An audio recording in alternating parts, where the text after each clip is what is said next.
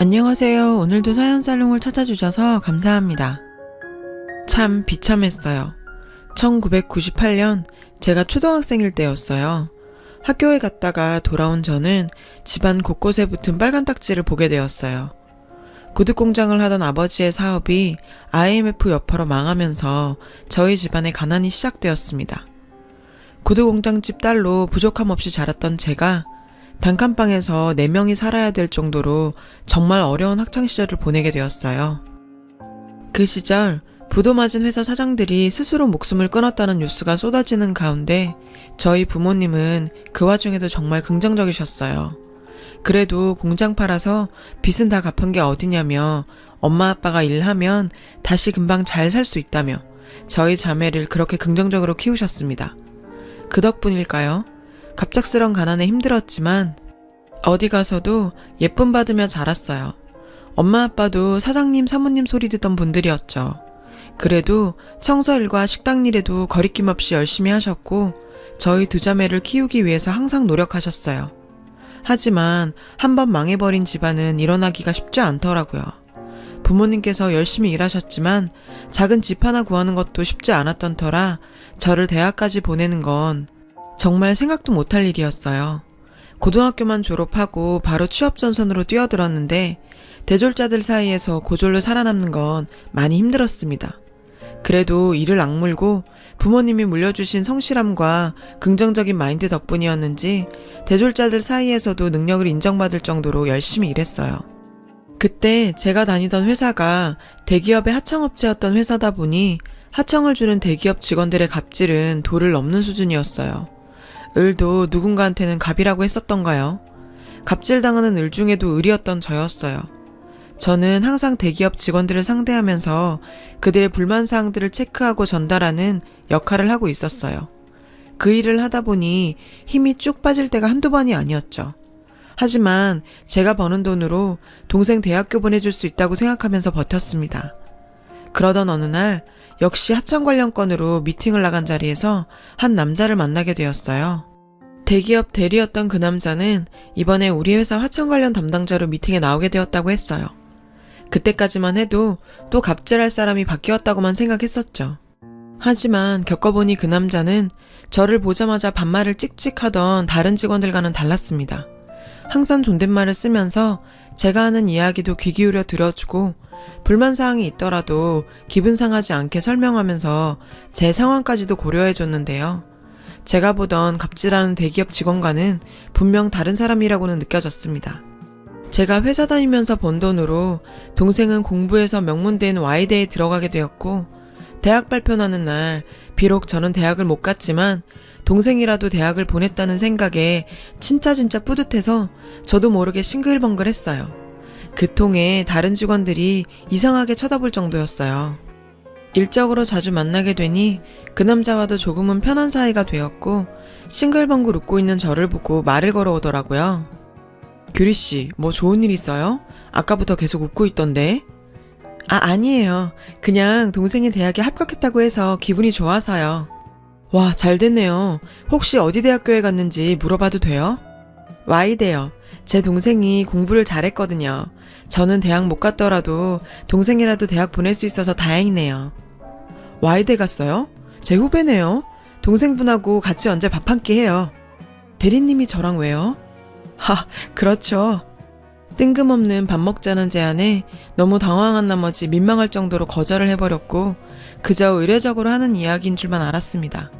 그렇게 시간이 흘러 저도 담당 부서가 바뀌면서 그 사람을 만날 기회가 없어졌죠. 그렇게 잊혀갈 때쯤 그에게 연락이 왔어요.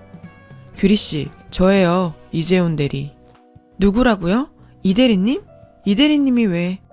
갑자기 전화가 온 그는 회사 근처라며 저녁이라도 먹지 않겠느냐고 물었어요. 사실 그의 저런 친절은 기분 좋은 관심이기도 했지만 저에게는 약간 불편한 부분이었어요.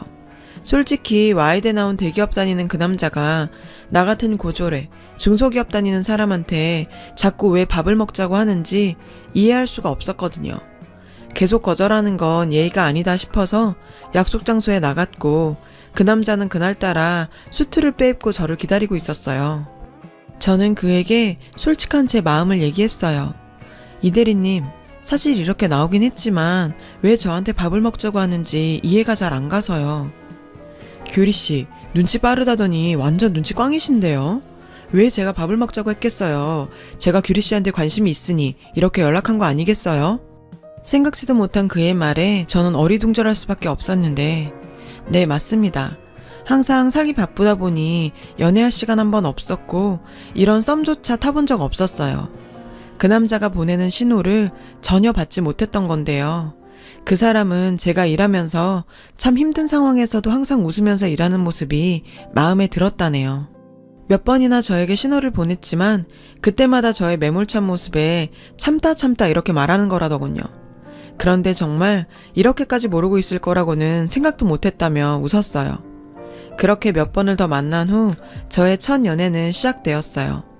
그는 제 동생도 후배라며 불러내서 밥 사주고 용돈도 지어주며 제 가족들도 잘 챙겼습니다.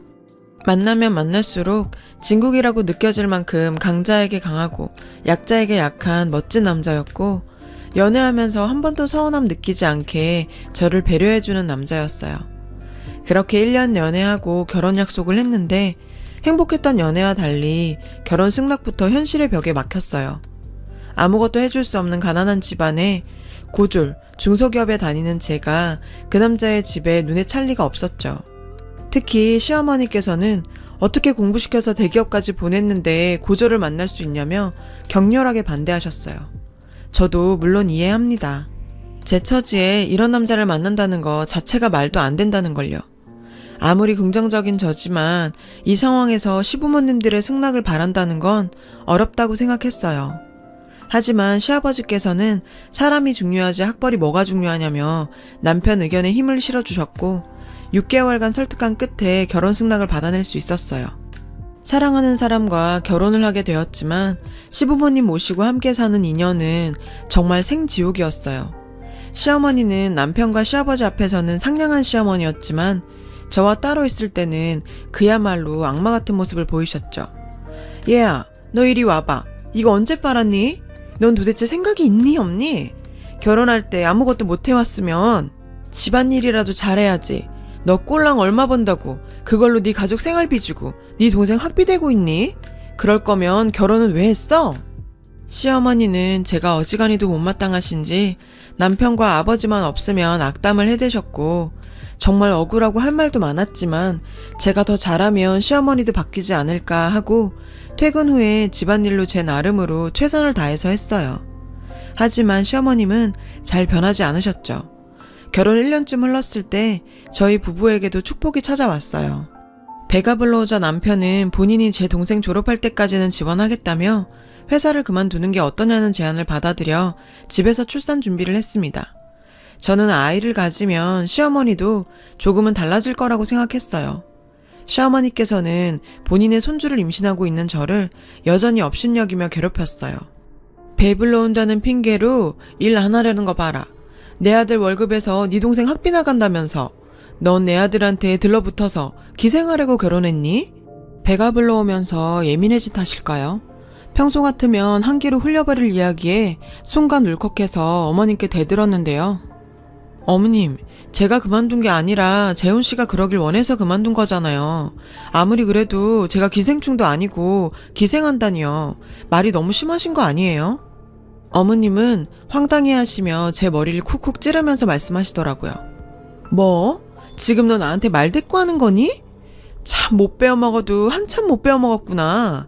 역시 이래서 고졸은 안 돼. 재훈이 이놈은 어디서 이런 애를 데리고 와서? 정말 하고 싶은 말은 100마디 1000마디 있었지만 속으로 꾹 참고 방으로 들어가서 펑펑 울었어요. 어머님이 바뀔 거라는 희망은 점점 절망으로 바뀌었고 하루빨리 분가해서 이 집을 떠나고 싶었죠. 남편이 퇴근하기만을 기다렸다 분가 이야기를 꺼냈는데 재훈씨, 우리 언제 분가할 수 있을까? 분가? 왜? 나가서 살고 싶어? 벌써 1년이 훌쩍 넘었네. 자기 아이만 낳고 나갈 집 알아보자. 미안해. 내가 먼저 준비했었어야 했는데 요즘 회사 일이 너무 바빠서 신경을 못 썼네. 회사에서 승진의 중요한 시기라 밤늦게 퇴근하는 남편에게 더는 스트레스 줄 수가 없었어요. 아이만 낳고 분가하자는 남편의 말에 이 지옥 같은 생활도 몇 개월 남지 않았구나 생각하고 참아보기로 했어요. 하지만 결정적인 사건은 그리 오랜 시간이 지나지 않아 터졌습니다. 여느 날처럼 집안일을 하고 있는데 흥분하신 시어머니께서는 다짜고짜 소리를 치셨어요. 야, 네가 우리 재훈이 꼬드겨서 분가한다고 했니? 참 염치도 없구나. 결혼할 때 맨몸으로 털털 와놓고 시부모도 모시기 싫다 이거냐? 아니 그게 아니라 원래 2년만 모시고 분가하기로 처음부터. 개뿔도 없는 게 너희 집에서 집 살 때 돈 보태줄 수는 있고 또 우리 아들한테 빌붙어서 기생충처럼 살려고 하니? 아니 어머님, 저도 애 낳고 나면 다시 일 시작할 거고 같이 갚아갈 건데 왜 매번 저를 기생충 취급하세요? 왜 자꾸 그러시는 건데요? 어머님은 또 제 머리를 쿡쿡 치시면서 이게 또 말대꾸하네. 고등학교밖에 못 나온 티네? 너희 부모는 너한테 뭘 가르쳤길래 애가 이렇게 되바라졌니? 그러니까 사업이나 말아먹고 길바닥에 나앉지. 시어머니는 갑자기 휴대폰을 들더니 저희 엄마한테 전화를 하더라고요. 사돈, 아이 교육을 어떻게 시켰길래 시어미한테 대들기나 해요? 시집 올 때 빈몸으로 보냈으면 아이 교육이라도 잘 시켜야지. 시어머니는 저 들으라고 하는 듯 스피커폰으로 저희 친정엄마가 사과하는 소리까지 들려줬어요. 정말 해도 너무한 거 아닌가요? 가만히 있는 저희 부모님까지 모욕하는 시어머니의 모습에 더 이상 참을 수가 없었어요. 어머님, 정말 이런 말까지는 안 하고 싶었는데요. 매번 저 고졸이라고 그렇게 욕하시면서 정작 어머님은 중학교밖에 못 나오셨다면서요. 시어머니도 가난한 형편에 중학교까지밖에 졸업 못해서 학벌에 컴플렉스가 어마어마하신 분이었고 제가 치부를 드러내자 임산부인 제 뺨을 때렸어요. 너, 이 버러지 같은 년이 어디서? 쌍욕을 퍼부으면서 다시 저를 때리려는 손을 누군가 잡았는데요. 당신 지금 뭐 하는 거야? 시아버지께서는 소리 지르며 손을 뿌리쳤고 옆에는 남편도 어처구니 없는 표정으로 서 있었습니다. 여보, 이거 봤어? 인연이 나한테 중졸이라고 조롱하고 막말하면서 퍼럭퍼럭 대드는 거. 당장 이 집에서 쫓아버려요. 아버님께서는 한숨을 크게 푹 쉬시면서 그래, 처음부터 잘 봤다. 네가 그런 사람인 줄 이제 알게 됐네. 사돈 모욕이나 하고 임신한 며느리 때리는 인간이라는 거. 이 집에서 나가야 하는 건 며느라기가 아니라 당신이야. 시아버지께서는 그 모습을 본 이상 시어머니와는 못 살겠다며 당장 집에서 나가라고 하셨어요. 그제서야 상황 파악이 되는 모습이었죠. 재훈아, 네 아버지 왜 이러시니? 네가 뭔 말 좀 해봐라. 너도 네 처가 나한테 대드는 거 다 봤잖아. 남편 역시 가면이 벗겨진 시어머니의 모습을 보고는 절레절레하며 저를 방으로 데리고 들어왔고 본인이 너무 무심했다며 제가 이렇게 힘들 줄 알았으면 빨리 분가를 알아봤어야 했었다며 자책했습니다. 시아버지께서는 진짜 시어머니를 집 밖으로 내쫓으셨고 저와 남편에게도 절대 문 열어주지 말라고 당부하셨어요. 어머님을 내쫓은 지 며칠 뒤 아버지께서는 저희를 찾으셨어요. 며느리기야, 정말 미안하다. 난 정말 그 여자가 그런 사람인 줄 몰랐다. 자기 손주 임신한 며느리까지 그렇게 때릴 줄은. 네 시어머니 일은 신경 쓰지 말고 여기 이 돈 꼭 보태서 분가할 집 한번 알아봐라. 아버님은 미안하다시며 집 구하는데 보태 쓰라면 통장을 내미셨어요. 본인께서는 은퇴 후 시골 내려가서 조용히 살고 싶은 꿈이 있었다며 이번 기회에 서울 생활 정리할 거라고 하셨습니다. 시간이 흘러 저는 무사히 예쁜 딸을 출산하게 되었어요. 시아버지께서는 손녀까지 안아봤으니 이제 됐다며 시골로 내려가셨고 저희도 분가하게 되었죠. 아이와 함께 다시 얻은 신혼을 만끽하고 있었을 무렵 시어머니가 집으로 찾아오셨어요. 얘야, 문 좀 열어다오. 제발 문 좀 열어다오. 집에서 쫓겨난 후 오빠 집에 가 계시다 한 번도 안 보이셨던 시어머니의 갑작스러운 등장에 남편과 저는 놀랄 수밖에 없었죠. 몇 달 만에 다시 본 시어머니는 악마같이 저를 괴롭히던 표독한 그 모습이 아닌 그저 흰머리 희끗희끗한 힘없는 60대 중년일 뿐이었어요. 재훈아, 네 아빠 좀 어떻게 설득해다오. 너희 아빠가 나랑 이혼하잔다. 나 네 아빠 없으면 아무것도 없는 거 알잖니. 나 앞으로 어떻게 살아가니. 애기야, 내가 이렇게 무릎 꿇고 사과하마. 한 번만 내가 사돈한테도 찾아가서 무릎 꿇고 사과하고 왔다. 제 앞에서 무릎 꿇고 한 번만 시아버지를 설득해달라는 그 힘 빠진 시어머니의 모습에 내가 겨우 저런 사람한테 2년간 그렇게 심한 고초를 당했다고 생각하니 너무 어이가 없었어요. 저기 어머님, 저 때리실 때는 이런 생각 안 해보셨죠? 어떻게 임신한 며느리를 그렇게 때릴 생각을 하셨을까요? 폭행죄로 고소하려는 거 남편 보고 꼭 참은 줄이나 아세요. 더 이상 여기서 이러지 마시고 나가세요. 2년간의 쌓인 울분을 모두 푼 건 아니었지만 항상 시어머니 앞에 서면 위축되던 제가 속마음을 내뱉고 나니 마음이 한결 시원해지는 것 같았어요. 남편은 어머님의 그런 모습에 안타까운 듯 했지만 제 편에 서줬어요. 시아버지와 이혼 문제는 우리가 관여할 문제가 아니라 아버지와 풀어야 할 문제라며 더는 이렇게 찾아오지 말라며 단호하게 말하더라고요. 참 다사다난한 2년간 시집살이였는데요. 이런 고난이 있어서인지 요즘의 행복이 더 소중하게 느껴지는 거 아닌가 싶습니다. 시아버지께서는 밤마다 영상통화할 만큼 손녀 바보가 되셨어요. 소진이 보고 싶을 때는 냉큼 오셔서 보고 가시곤 합니다. 시어머니와 시아버지는 지금 같이 살고 계세요. 어머님과 말씀 많이 나누시고 다시는 안 그러겠다고 하셨나봐요. 오랜 부부의 연을 제가 끊을 수는 없죠. 그리고 시아버지 현명하신 분이니까 잘 결정하셨을 거라 생각합니다. 저희 세 식구와 시어머니는 아직 만나고 있진 않아요. 남편과 저도 언젠가는 자연스럽게 뵙게 되겠죠. 시간이 약인 그것까지는 맞고 싶지는 않네요. 가난은 죄가 아니에요. 그걸 비난하는 사람 마음이 더 가난한 거죠. 저는 오늘도 누구에게나 똑같이 주어진 하루를 더 열심히 행복하게 살아보려고요. 제 사연 들어주신 모든 분들이 살고 계신 삶도 늘 행복하시고 마음도 풍요롭기를 바랍니다. 여러분, 사연 댓글에 응원과 현명한 조언 부탁드려요. 좋아요와 구독은 저에게 큰 힘이 됩니다. 오늘도 좋은 일 가득하세요.